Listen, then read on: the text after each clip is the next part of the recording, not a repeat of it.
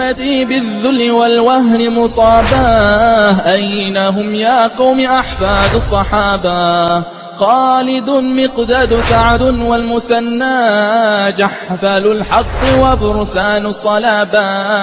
أمتي بالذل والوهن مصاباه، أين هم يا قوم أحفاد الصحابة؟ خالد مقداد سعد والمثنى، جحفل الحق وفرسان الصلابة.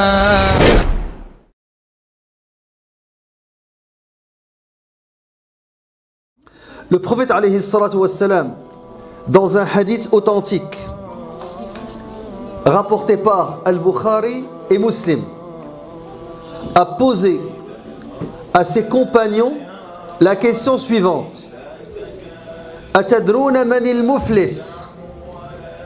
Savez-vous qui est la personne ruinée, en faillite? As-Sahaba radiallahu anhum, les compagnons, ont répondu: la personne ruinée, la personne en banqueroute, en faillite parmi nous, c'est celui qui n'a ni argent ni provision. Ar-Rasul alayhi salatu wassalam, il leur a dit, il a répondu: Al-Muflis, la personne réellement ruinée dans ma communauté, c'est celui qui viendra le jour du jugement dernier, le jour de la résurrection, avec as-salat, subhanallah, il a prié, avec la prière, avec az-zakat, le jeûne. Il viendra alors qu'il a injurié celui-ci, diffamé celui-là, versé le sang de cet autre, combattu celui-ci. Alors celui-ci recevra de ses bonnes actions et celui-là recevra de ses bonnes actions. Si ces bonnes actions s'épuisent, avant qu'il n'ait remboursé ce qu'on lui réclame, on prendra de leurs péchés et on lui jettera ses péchés. On va lui verser ses péchés. Que va-t-il lui arriver quand il va prendre de leurs péchés? Ar-Rasul alayhi salatu wassalam a terminé le hadith par cette phrase: puis il sera jeté dans le feu. Wala hawla wala quwwata illa billah. Mes chers frères et sœurs, il y a des péchés qui font dresser les cheveux sur la tête, qui hérissent les poils, qui font trembler ceux qui craignent Allah Azza wa Jal. Tu peux commettre un péché en désobéissant à Allah.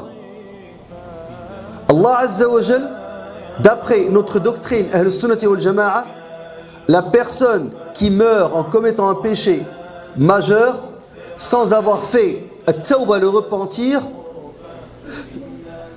son destin repose entre les mains d'Allah Azza wa Jal.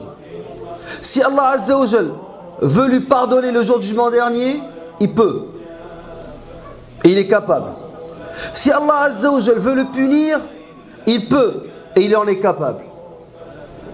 Donc tout dépend de la volonté d'Allah Azza wa Jal, et sa miséricorde l'emporte sur sa colère. Par contre, quand tu viens le jour du jugement dernier avec des péchés qui ont trait à d'autres personnes, tu as insulté une personne, tu as volé l'argent d'une personne, tu as calomnié une personne, tu as diffamé une personne, tu as tué une personne, à ce moment-là, Allah Azza wa Jal est juste et il accorde sa justice à la personne qui a subi l'injustice ici-bas. Et ça devient compliqué. Yawma la yanfa'u malun wa la banoun. Ce jour-là, personne ne va vouloir te donner de ses hasanats, même pas ton père. Yawma yafirru al-mar'u min akhihi wa ummihi wa abihi wa sahibatihi wa banihi. Donc la personne, ce jour-là, va non pas se désavouer, mais il va dire nafsi nafsi, à l'exception d'une personne qui va dire Ummati, Ummati. Le prophète alayhi salatu wassalam. Il faut s'y préparer. Comment on se prépare? En connaissant justement ce qui conduit à la faillite. Pour essayer d'éviter ce qui conduit les gens à la faillite. Qu'est-ce qui conduit à la faillite? C'est le fait de venir avec des péchés avec d'autres personnes. Et ces personnes-là ne vont pas te pardonner. Dans un hadith authentique rapporté par l'imam Muslim, d'après Abu Huraira radiyallahu anhu, le prophète alayhi salatu wassalam a dit: savez-vous ce qu'est la médisance? Ils ont dit: Allah et son messager le savent mieux. Alors Rasul alayhi sallam a précisé, a défini al-ghiba, la médisance. C'est dire de ton frère ce qui ne lui plaît pas. Point à la ligne.